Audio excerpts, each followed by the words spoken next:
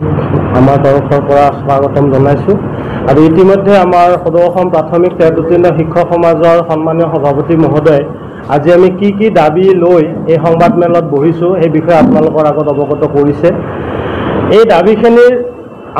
লগতে আমি এটা বস্তু অতি দুখেৰে জনাওঁ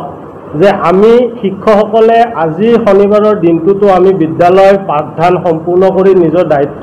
সমাপন কৰি আহি ইয়াতে সংবাদমেল দিবলগীয়া হোৱা ঘটনাটো অত্যন্ত দুৰ্ভাগ্যজনক আৰু এই দুৰ্ভাগ্যজনক হ'লেও আমি বাধ্যত পৰি এই সংবাদমেল সম্বোধন কৰিছোঁ তথা আমি গণতান্ত্ৰিক কাৰ্যসূচীৰ দিশত অগ্ৰসৰ হ'বলৈ বাধ্য হৈছোঁ। ইয়াৰ কাৰণটো হ'ল বিভাগৰ চূড়ান্ত হেমাহি। আপোনালোকে নিশ্চয় গম পায় যে আজি কিছু বছৰ আগতে অসমৰ সন্মানীয় মুখ্যমন্ত্ৰী মহোদয়ে এটা ঘোষণা কৰিছিল, এটা নিৰ্দেশনা দিছিলে যে কোনো এটা ফাইল চৰকাৰী কৰ্মচাৰীৰ টেবুলত এসপ্তাহতকৈ অধিক পৰি থাকিব নোৱাৰিব। কিন্তু আপোনালোকে জানি অতি আচৰিত হ'ব যে আমাৰ এই পে ফিক্সেশ্যনৰ যিটো বিষয় সেইটো 2013 চনৰে এটা সমাধান নোহোৱা বিষয়, যিটো বিষয় চৰকাৰী টেবুলে সমগ্ৰ শিক্ষাৰ বিভিন্ন বিষয়াৰ টেবুলে ঘূৰি আজি 13টা বছৰেও আমি সেই প্ৰাপ্যৰ পৰা বঞ্চিত হৈ আছোঁ, যাৰ ফলত আমাৰ সমগ্ৰ অসমৰ শিক্ষক সমাজ যথেষ্ট ক্ষোভিত হৈ পৰিছে। ইয়াৰ লগতে যিটো টাইম স্কেলৰ বিষয়ে আমাৰ সভাপতি মহোদয়ে ইতিমধ্যে উল্লেখ কৰিছে,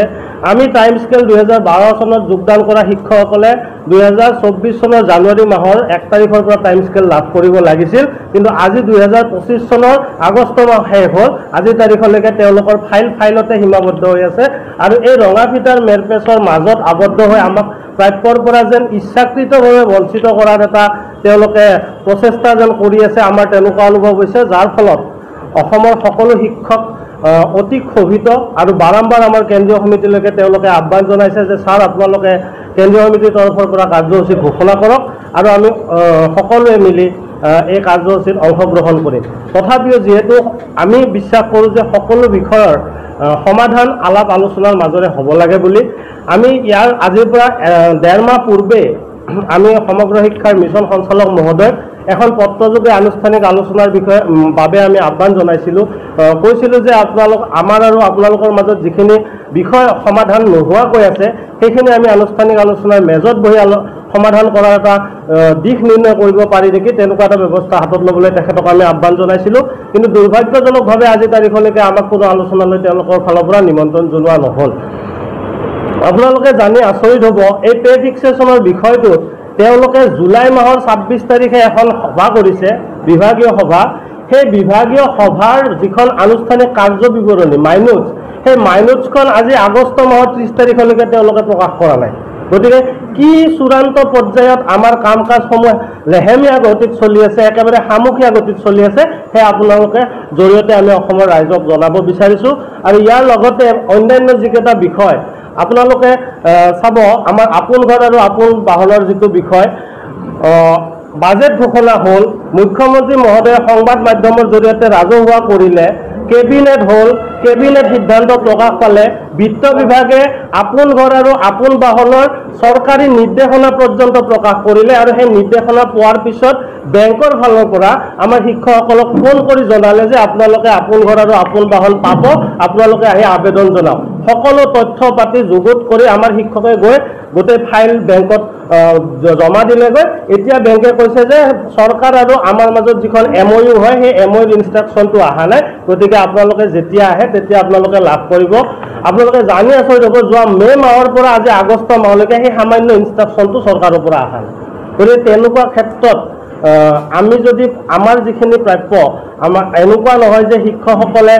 কেৱল নিজৰ দৰমহাৰ কথাই চিন্তা বা সা সুবিধাৰ কথাই চিন্তা কৰি থাকে। আমাৰ স্পষ্ট কথা, আমি বিদ্যালয়ত পাঠদান দিওঁ, চৰকাৰে যি নিৰ্দেশনাই নিদিয়ে, যে যেতিয়াই নিবিচাৰে আপোনালোকক আজি আমি জনাওঁ যে এই সংবাদমেলত বহি থকা মুহূৰ্তটো, এই মুহূৰ্তটো আমি কিন্তু ডাইছৰ ৰিপৰ্ট, আমি কিন্তু স্বচ্ছ বিদ্যালয়ৰ ৰেজিষ্ট্ৰেশ্যনৰ কাম এতিয়াও মোবাইলত আমাৰ শিক্ষকে কৰি আছে, এই সংবাদমেলত উপস্থিত থকা শিক্ষকে। গতিকে তেওঁলোকক যদি আজি সন্ধিয়াৰ ভিতৰত লাগিব বুলি কয়, আমি তেওঁলোকৰ নিৰ্ধাৰিত সময়সীমাৰ ভিতৰতে সকলো কাম যদি সমাপন কৰি দিব লগা হয়, তেনেহ'লে আমাৰ প্ৰাপ্যখিনি প্ৰদানৰ ক্ষেত্ৰত তেওঁলোকে কিন্তু বাৰম্বাৰ সময়ৰ পিছত সময়, টেবুলৰ পিছত টেবুল, আজি অমুকটো নোট দিব, কালি তমুকটো, আজি অমুক কুৱেৰি হ'ব, তমুক কুৱেৰি হ'ব বুলি আমাক কেৱল প্ৰাপ্যখিনি, আৰু যাৰ ফলত শিক্ষক সমাজ যথেষ্ট ক্ষোভিত হৈছে। আমি অসমৰ শিক্ষা বিভাগ তথা সমগ্ৰ শিক্ষাক আহ্বান জনাইছোঁ যে আপোনালোকে যদি প্ৰকৃতাৰ্থত শিক্ষকক সন্মান কৰিবলৈ জানে, আপোনালোকে যে প্ৰত্যেক বছৰে 5 ছেপ্টেম্বৰৰ দিনাখন শিক্ষক দিৱস চৰকাৰীভাৱে উদযাপন কৰি গুৰু ব্ৰহ্মা, গুৰু বিষ্ণু, গুৰু মহেশ্বৰ বুলি যে গুৰু বন্দনা আপোনালোকে আওৰাই, আপোনালোকে যদি প্ৰকৃতাৰ্থত গুৰু বন্দনাৰ মানে ভাৱাৰ্থ আপোনালোকে যদি জানে, তেনেহ'লে 5 ছেপ্টেম্বৰ তাৰিখৰ আগত আমি দাবী জনোৱা এটা হ'লেও সমস্যাৰ সমাধান আপোনালোকে কৰি প্ৰকৃতাৰ্থত শিক্ষকক সন্মান জনাই বুলি আপোনালোকৰ মানে নিস্বাৰ্থ কৰ্মৰ প্ৰমাণ দিয়ক। আৰু যদি নোৱাৰে, আমি মাত্ৰ ছেপ্টেম্বৰৰ প্ৰথম প্ৰাৰম্ভিক 10টা দিন আমি অপেক্ষা কৰিম। এই 10 দিনৰ ভিতৰত যদি আমাৰ সমস্যাসমূহৰ সমাধান সূত্ৰ নোলায়, আমাৰ সমস্যাসমূহক যদি কোনো ধৰণৰ গুৰুত্ব দিয়া বা সদিচ্ছা প্ৰদৰ্শন কৰা পৰিলক্ষিত নহয়, তেনেহ'লে 10 ছেপ্টেম্বৰৰ পিছতে আমাৰ অসমৰ প্ৰত্যেকখন জিলাৰ, সমগ্ৰ অসমৰ শিক্ষক, সমগ্ৰ শিক্ষাৰ কাহিলীপাৰাস্থিত যিটো ৰাজ্যিক কাৰ্যালয় আছে তাৰে সন্মুখত আমি অৱস্থান কৰি আমি গণতান্ত্ৰিক কাৰ্যসূচীৰ আৰম্ভণি কৰিম। আৰু এই 10টা দিনৰ ভিতৰত যদি তেওঁলোকে আমাৰ সমস্যাসমূহক গুৰুত্ব প্ৰদান কৰে বা সমাধানৰ সদিচ্ছা প্ৰকাশ কৰে, নিশ্চিত ৰূপত শিক্ষক সমাজৰ কেতিয়াও এইটো কাম্য নহয় যে আমি শ্ৰেণীকোঠা এৰি ৰাজপথলৈকে আহিব লাগিব, আমি তিনিচুকীয়াৰ পৰা, আমি দক্ষিণ শালমাৰৰ পৰা আহি আমি কাহিলীপাৰাত উপস্থিত হ'ব লাগিব, ইমান এই ধৰণৰ কথা শিক্ষক সমাজৰ কেতিয়াও কাম্য নহয়। কিন্তু বাৰম্বাৰ তেওঁলোকে যি ক্ষেত্ৰত আমাক মানে এক প্ৰকাৰ অৱজ্ঞাৰ দৃষ্টিৰে চাইছে, আমাক চৰকাৰে নিৰ্দেশনা প্ৰকাশ কৰি থৈছে যে চৰকাৰী শিক্ষকে বা কৰ্মচাৰীয়ে পোৱা সকলো সা সুবিধা আমি পাব লাগিব, কিন্তু সেই নিৰ্দেশনা কাগজতে সীমাবদ্ধ হৈ আছে, বাস্তৱ ক্ষেত্ৰত আমি তাক লাভ কৰা নাই। গতিকে সমগ্ৰ অসমৰ শিক্ষক যিহেতু ক্ষোভিত হৈছে, আজি আমি সংবাদমেল যোগে এইটো ঘোষণা কৰিছোঁ যে ছেপ্টেম্বৰ মাহৰ প্ৰাৰম্ভিক 10টা দিনৰ ভিতৰত যদি শিক্ষকসকলৰ দাবী কৰা এই সমস্যাৰ সমাধান নহয়, তেনেহ'লে 10 তাৰিখৰ পিছতে সমগ্ৰ অসমৰ শিক্ষক আহি সমগ্ৰ শিক্ষা ৰাজ্যিক কাৰ্যালয় যিটো কাহিলীপাৰাত অৱস্থিত, সেই কাহিলীপাৰাৰ সন্মুখত আমি গণতান্ত্ৰিকভাৱে অৱস্থান কাৰ্যসূচী গ্ৰহণ কৰিম। আৰু এই কাৰ্যসূচী আজি সংবাদমেলৰ জৰিয়তে আপোনালোকৰ জৰিয়তে আমি অসমৰ ৰাইজৰ আগত ৰাজহুৱা কৰিছোঁ। হয়তো আপোনালোক সকলোৰে মনত আছে যে 2022 চনতো অনুৰূপ ধৰণে আমি সমগ্ৰ শিক্ষা ঘেৰাও কাৰ্যসূচী হাতত লৈছিলোঁ, আৰু সেই সময়তো সমগ্ৰ কাহিলীপাৰা অঞ্চলটোত তীব্ৰ যান জঁটৰ সৃষ্টি হৈছিল বা স্থানীয় ৰাইজৰ কিছু অসুবিধাও হৈছিল। আজি সংবাদমেলৰ জৰিয়তে আমি গুৱাহাটীবাসী তথা কাহিলীপাৰাবাসী ৰাইজৰ আগত হাতযোৰ কৰি আমি আগতীয়াকৈ ক্ষমা বিচাৰিছোঁ যে আমি যি গণতান্ত্ৰিক কাৰ্যসূচী পালন কৰিম, সেই কাৰ্যসূচীৰ কাৰণে আমাৰ কিন্তু সমূলি ইচ্ছা নাই। আমাক গণতান্ত্ৰিকভাৱে ৰাজপথত নামিবলৈ বাধ্য কৰিছে একমাত্ৰ বিভাগৰ চূড়ান্ত হেমাহি আৰু তেওঁলোকৰ এই ৰঙাফিটা মেৰপেচৰ ফাইলৰ মাজত যিটো প্ৰাপ্যসমূহ আবদ্ধ কৰি ৰাখিছে, তাৰ কাৰণে উপায়ন্তৰ হৈ আমি গণতান্ত্ৰিক কাৰ্যসূচী হাতত ল'বলৈ বাধ্য হৈছোঁ। ধন্যবাদ।